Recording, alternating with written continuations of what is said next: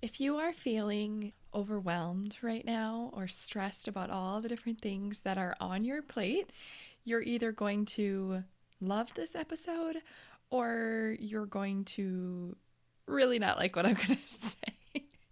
Because you might be like, yeah, no, that's not going to work. That's not going to fix everything. But when you are feeling that stress and you're just struggling to find quote unquote balance between all of your responsibilities at work, if you work from home or if you work for another company or you have a hobby that you're working on, anything like that with a work life, and then also managing your home, it can feel like there's like no hope and no end in sight to all the responsibilities that are on your plate, just wearing you out. So we can go until we just completely burn ourselves out trying to get it all done until we finally just like collapse in exhaustion and just shut down for a few days. I know I've been there. I know other people that have been there. But then once you are in that slump for a few days, you just kind of like snap out of it because we're tired of being overwhelmed. So we motivate ourselves to do this flurry of tasks and just get things hammered out and accomplished. And we're feeling good and we're feeling productive. And then we take on more things and we just start building our to-do lists and it grows. And then we just fill up our plate and the cycle starts all over again until we burn out. And there is one big thing that you can do right now that will help you prevent this cycle from repeating itself. And it can help you maintain that balance between work and home and just life in general. Are you ready to stop the chaos, the stress, the overwhelm that's filling your life? I'm Renae Matt, and together you and I are going to build simple routines that are going to change your life. When you put these habits into practice, you're going to be able to organize your life in a way where you can be there for your family, pay off your debt, save money, your house can stay organized, you don't have to stress about what's for dinner, and you still get time for yourself. So without further ado, let's get started. Welcome to the Routine Advantage Podcast. Now, a lot of people have a real strong opinion on the word balance. And I've heard so many different people say you can find balance. I've heard people say there's absolutely no such thing as balance. They despise the word balance. And I think no matter what way you look at it, I don't personally have a big opinion on the word balance. I actually use it a lot of times to talk about home, work, life balance, like all the things. To me, I guess when you're talking about balance between work and home, which is what we're talking about today, and even if you don't have an outside job, I want you to know that this episode would still be relevant to you because you can still benefit from this. But when I think about work-home life balance, I just think about it feeling peaceful. And so it's not necessarily saying 50% of my time is spent here, 50% of my time is spent here, and it needs to be completely even, or my, motivations need to be here versus here. Like, that's not what it is. It's not dividing everything evenly, so it's just balanced on a scale. It's more like you're recognizing where your priorities are at home, where your priorities are at work, and you are not overwhelming yourself. So you're finding what is truly important, and then you are giving yourself space to focus on those priorities and letting the rest go so that it doesn't just eat up all of your time and your brain space, and you feel that mentally healthy state where you're not just, your brain isn't overwhelmed. I guess that's the best way of thinking about it or to describe it. I don't know if there's a better way to describe it right now, but that's what it means to me. It's like, it's having that sense of being proud of your home, being proud of the work that you do, but also feeling like you have some space in your day to live your life because you're not, your life is not your work, But if you work, you obviously need to spend time there. But you also, like, you're not living your life just to manage a to-do list either. So that's what it means to me. I don't know what it means to you, but it's something to think about. And so when I'm saying balance, that is what I'm talking about. I want you to just feel like you have things in control. But my number one thing that you can do right now, and you're gonna be like, well, duh. Of course that's going to help, but it's not the magic word. It's not going to help everything, but it really does if you just give it a chance. And the tip is to make sure that you are planning ahead. So this works for any part of your life. It works for your home tasks. It works for your workload. It works for your budget.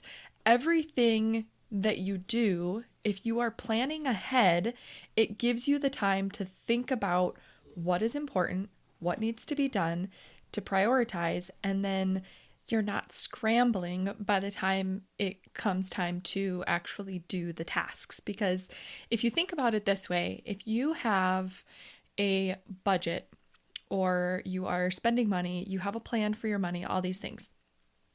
If you don't actually set up that budget ahead of time, you're going to be spending money, and maybe you're checking your bank account balance and seeing things that are coming through, and you're like, okay, I've got, X amount of money in there, and you've spent money, but not all of them have actually hit your bank account yet. So there's money being shown that is not actually accounted for, or that has been accounted for, that's showing it's still there. So you continue to spend it. And maybe your spouse is also spending money from this account. And all of a sudden, you have spent more money than you had intended to. And now you're not going to be able to save what you had initially thought you could that month because you overspent and you don't have money left to put into the savings that you were hoping to do.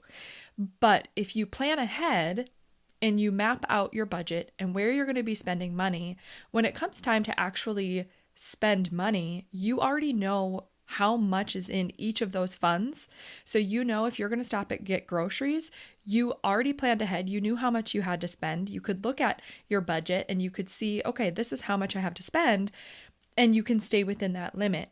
But if you have no idea how much you allotted to spend in that category, you don't know where you're sitting overall. What if other expenses come up that need to happen later in the month?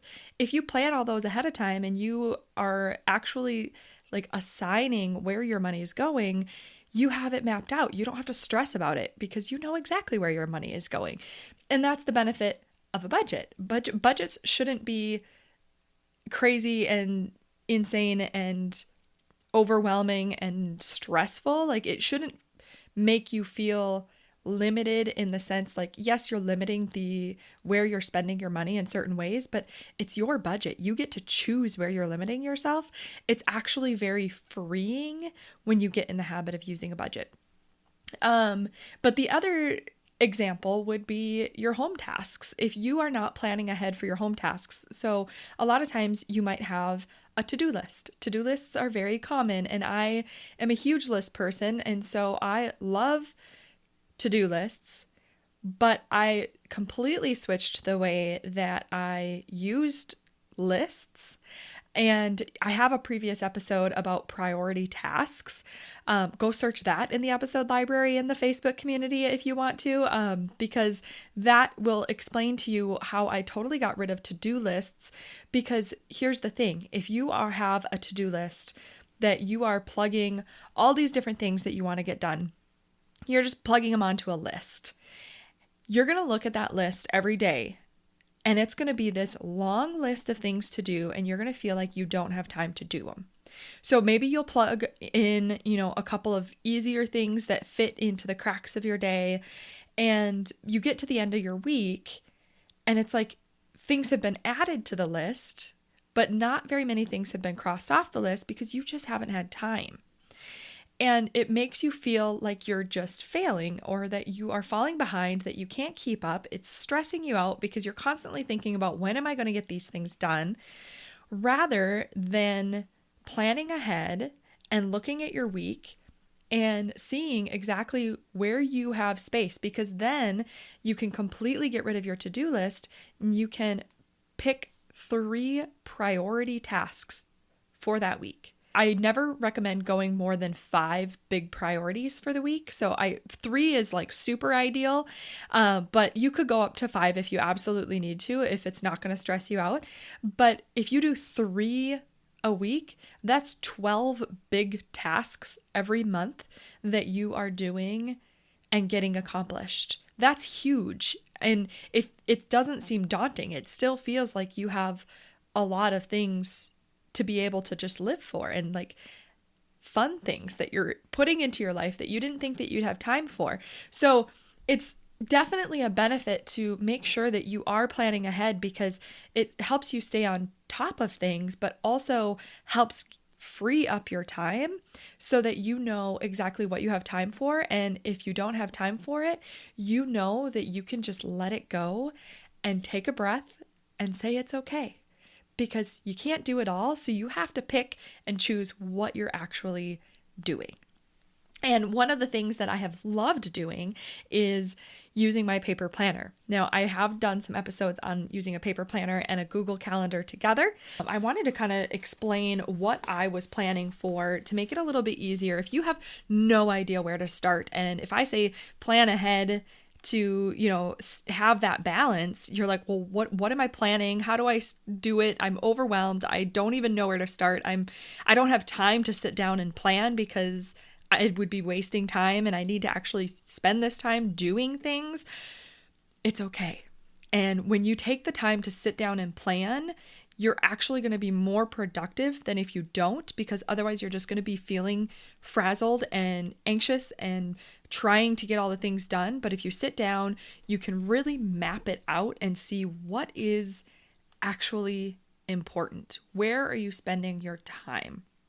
So you can do this from a big lens, you can do it from a detailed lens, and I'm going to kind of walk you through some of the things that I was planning out and how it's kind of pulled together into a cohesive map of kind of my life, I guess.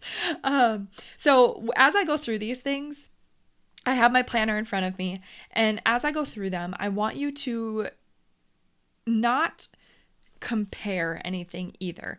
If something sounds like you really want to do that, I would encourage you to just write it down and make it one of your priorities on an upcoming week or an upcoming day that you have time to sit and do it. Don't feel like you need to do all of them at once. And if you don't do all of them, then you're not doing it right and you're not doing it properly and it's going to fail. Like, that is not what we're doing here. Choose what works best for you. Try it, see how it works, see if you need to switch some things or tweak some things. But this just gives you kind of that starting point of what could you do and see if it works for you.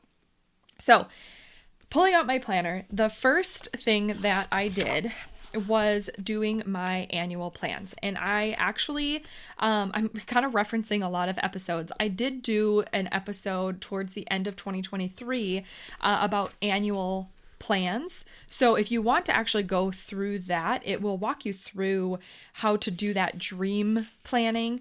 But I kind of went through, and in the beginning of my planner, I did a bucket list of items. So I just did random items, why I thought they were important, what categories of my life they were. So some of these were financial, our home, my work, personal, marriage, health, physical, spiritual. It was all different things, different categories, and what was my biggest priority for 2024 in those categories. And yours might be different. You can do all different ones. You can create it however you want to be, but think of some categories and pick out what is the most important to you for this year. And then as you do that, then you're going to kind of think about, okay, if you have a goal, so like one of the goals that I had in spiritual, my biggest goal was to habit track my prayer and my prayer life, because I have a lot of stuff. I keep myself pretty busy and I forget to pray. And so I wanted that to be a really important aspect of my year this year. And so it was part of my tasks to decide how I wanted that to look. I wanted an actual plan. So I needed to decide if it was going to be a certain amount of time, a certain time of day, a certain prayer that I was going to say, what I wanted to do.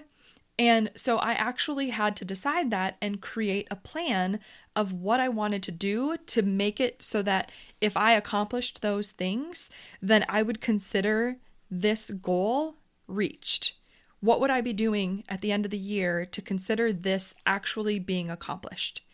So you're going to do that for each of those areas in your plan. So whether you are doing goals for the whole year or the month or the quarter, or maybe it's just for this week, what do you want to accomplish?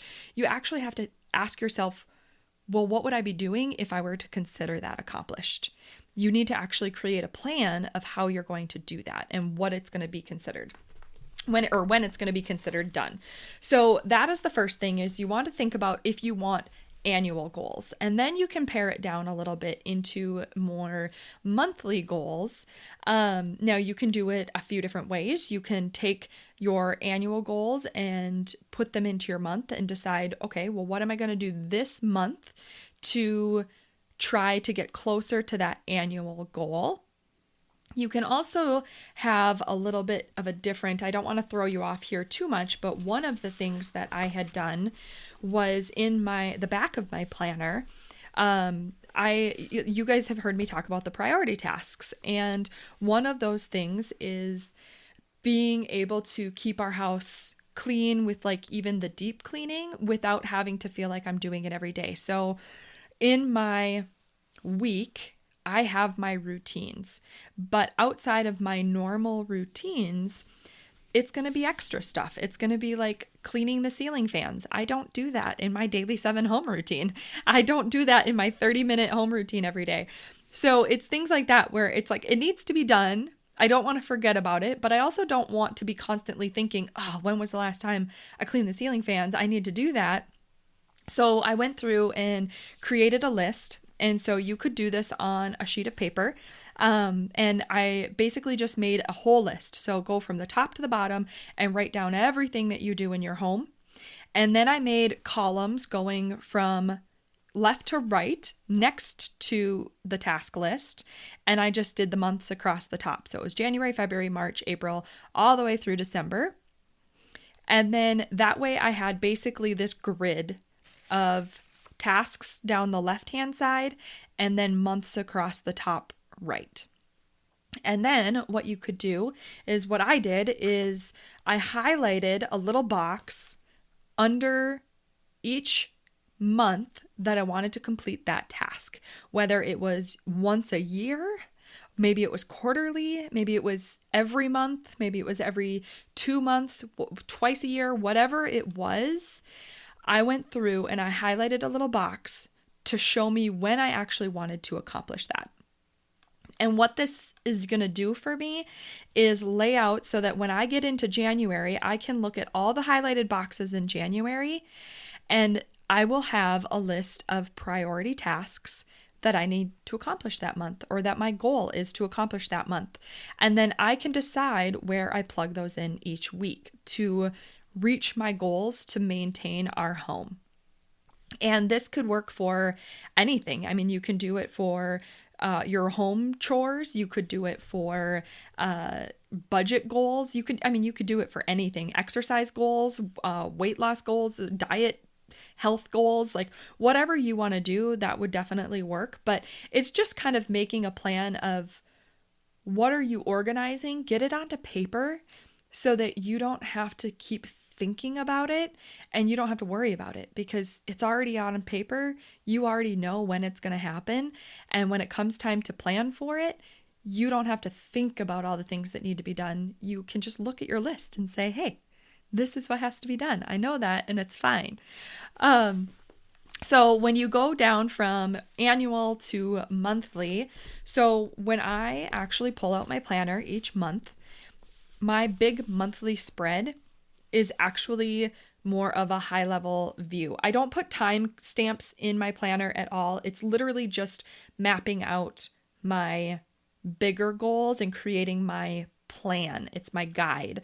So I'll do like big things like birthdays or big event days on my big overview, and I will do my big 3 on my monthly view. So my big 3 is like, if I could only accomplish 3 big goals, these are going to be my focus this month. What are my big 3 for the month?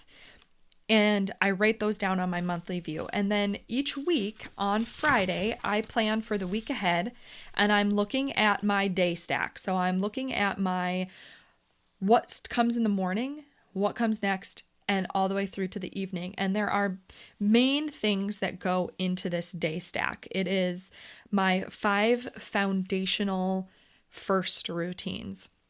So I have it plugged in when I'm planning to do my morning or my personal routine. I have it plugged in when I'm planning to do, like when we have dinners laid out in our day, and when I'm going to do the grocery shopping, and when I'm going to do my veggie prep. And my grocery shopping and veggie prep for us, it lands on the same day, and it's back to back. So it's literally one block that says, groceries. I always shop at Aldi. So it always says Aldi and veggie prep.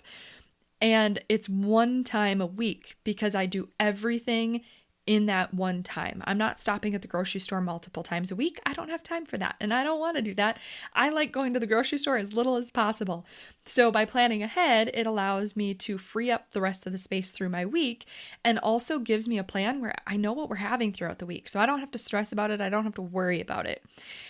So that is the second main routine. That's that first routines. So I have my morning or personal routine, my meal planning routine. I have my daily 7 home routine plugged in, and this is that 30-minute routine. And then I have my movement routine. So my movement looks like a walk with our dog every day. And then we also have the gym plugged in. So I actually have 2 different movement routines throughout the day, but it is totally going to depend on you. You could have a 15-minute walk around the block in the morning, whatever you want to do. And then I also have a budget routine plugged in. I need that plugged in the week. When are we going to update the budget and make sure all the bills are paid for the next chunk of time until we meet again for the budget? This works really well for us to do on Fridays, but you have to decide when that works for you. So with those 5 first routines, those are all plugged into my day. And then other things that are big or important, like work, has to be plugged into my day stack. Any other things like my business tasks, I don't actually put the tasks, but I put when I'm going to work on my business. Any big appointments, if I know that we're going to be out of town for an event, or if I have a chiropractor appointment, I go to the chiropractor every week. I need to know where that falls in my day stack. I need to know what needs to be done before I go to the chiropractor, and then I need to know what comes after.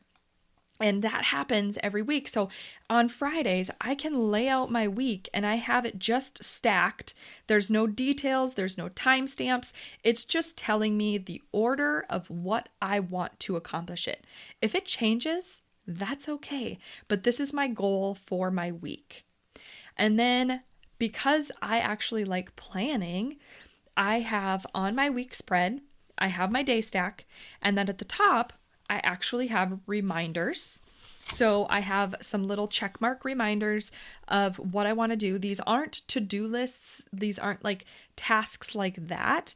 They're just reminders. So it's like feeding our sourdough starter or checking our kombucha. It's those types of reminders that I don't want to forget about. Things like that are in each day that are at the top that are just reminders.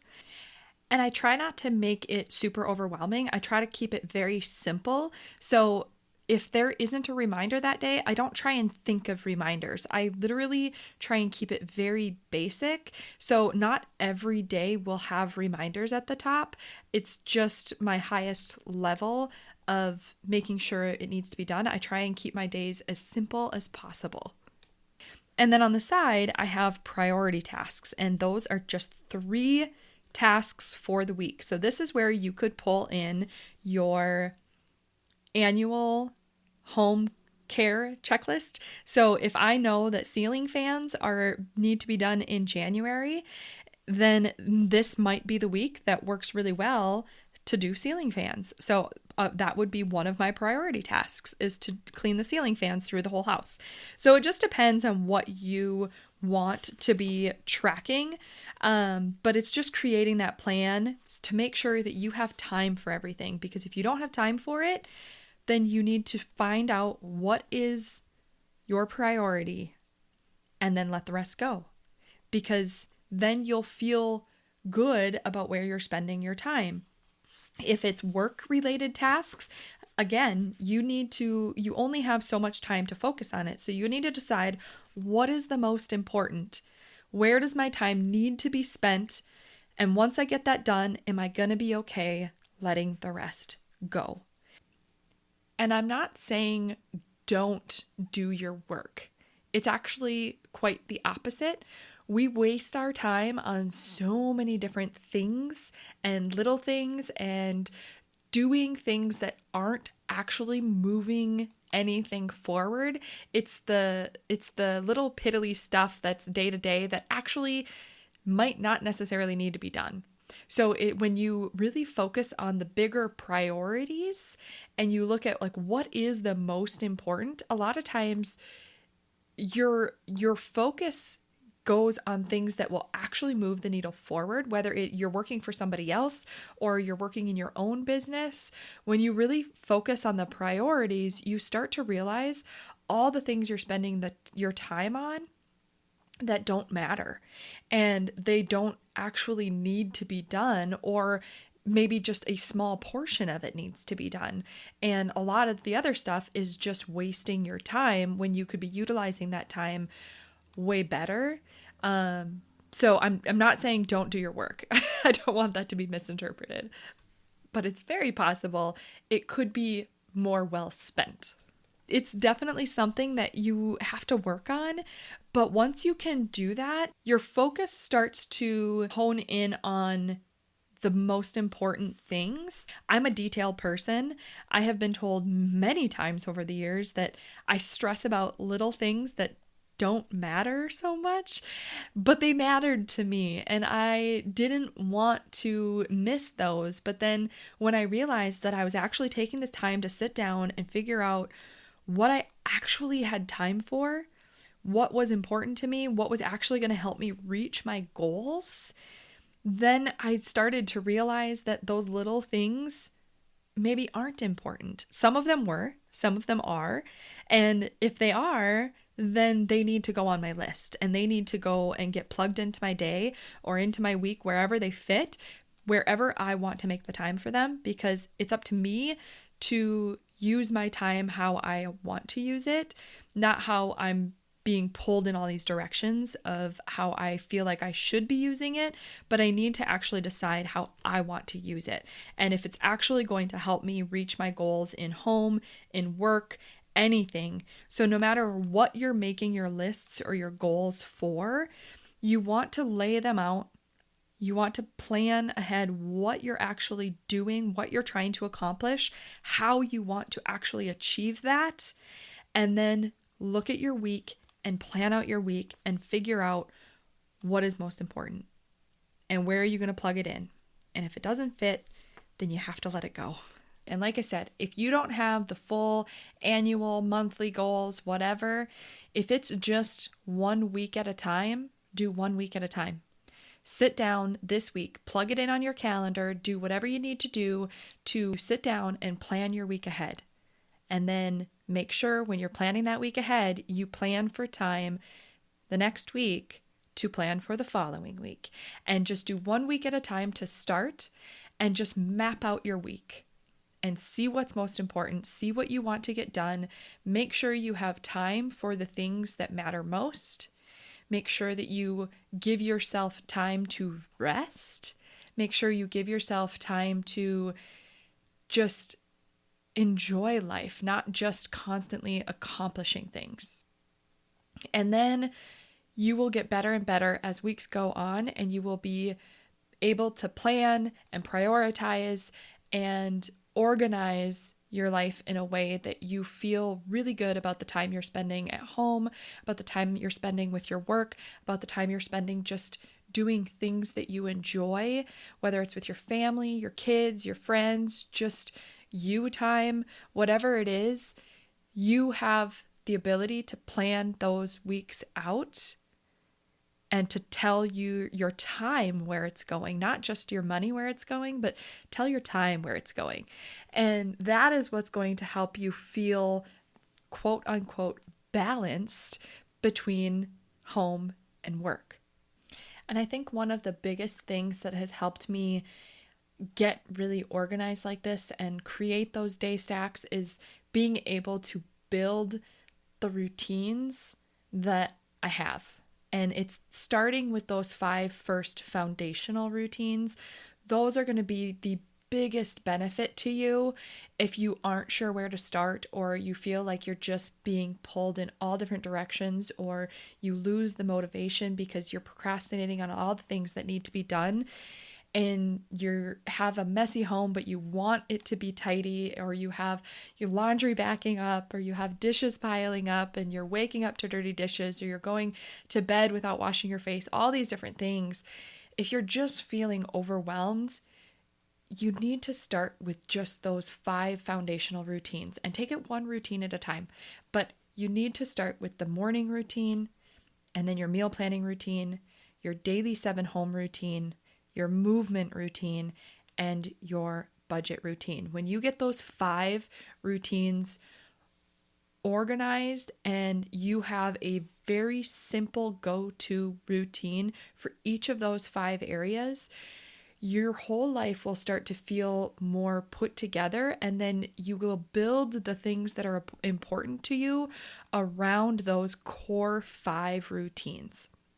And if you need help putting those together, I have the workbook that will help walk you through it. If you don't want to buy the workbook right now, you can do the free Audit Your Habits guide, and it will at least help you walk through some questions to really think about what you're doing in those 5 areas right now, and then maybe you can just evaluate what you're doing and make some changes yourself. So that's just really just helping you ask some questions about those 5 areas. That is completely free. But the workbook is called Your Organized Life Blueprint, and it helps do the audit, but it also helps you establish your priorities in those 5 areas, and then it helps you actually build out all 5 of those routines, and to help build your ideal day, which is going to be your ideal daily template.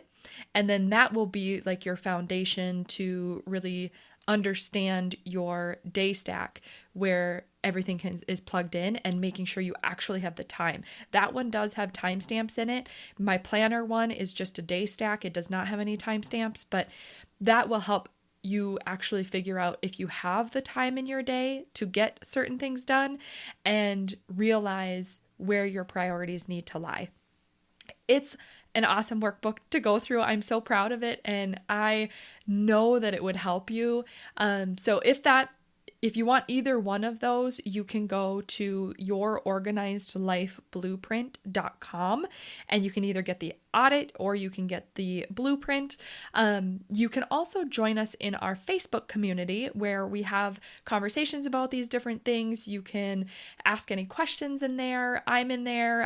Clara, she is my intern. She's on there as well. We're answering questions, and we're always in there wanting to help you and talk to you and hear about your stories. If you have tried any of these things, or if you have questions about it, come and talk to us in there. You can join us there. It's a free community. You come to facebook.com/groups/theroutineadvantagecommunity. And I hope this was helpful for you. I hope you feel like this is just kind of a breath of fresh air and you grab a paper and a pen and you go back and listen again if you need to and just write down all your ideas and just brain dump everything you're thinking and then categorize it out if you need to. But I hope this was helpful, and I hope you understand the importance of sitting down every week and planning out your week ahead so that you can feel really good going into your week and ending your week and still feeling like you accomplished some pretty darn good things and you aren't so tired by the end of the week, but you actually are looking forward to the weekend where you can go into the weekend and actually do something fun because you don't have to spend all day Saturday cleaning anymore. It's already done through your weeks with your 5 first routines. So thanks for being here. I appreciate you listening so much, and I appreciate all the messages that people have been sending me. I love hearing about your experiences with the things that we're talking about here on the podcast, and I just appreciate each and every one of you. I will see you on the next episode. Did you love that episode or learn something useful? If so, would you do me a huge favor? My goal is to grow this podcast and help as many women as I can break free from the overwhelm so they can truly enjoy their life. The best way for me to do this is for you to leave a 5-star written review on your podcast app and to share this episode with a friend or in your Instagram stories. I appreciate you being here. I hope you have a wonderful day, and I will see you on the next episode. Take care.